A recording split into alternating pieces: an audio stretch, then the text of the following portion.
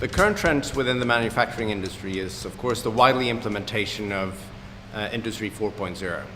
And this, together with automation, robotization, is really interesting now when we also put the layer of artificial intelligence and machine learning on top of that.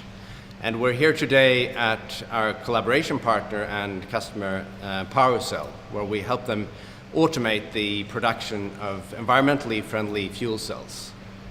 Semcon has a very interesting role in the manufacturing industry now with all the technical shifts that's going on. We both have the traditional competences within manufacturing and engineering services, and on top of that we put our software competence and machine learning and artificial intelligence competence, which makes us a very strong player in the manufacturing industry.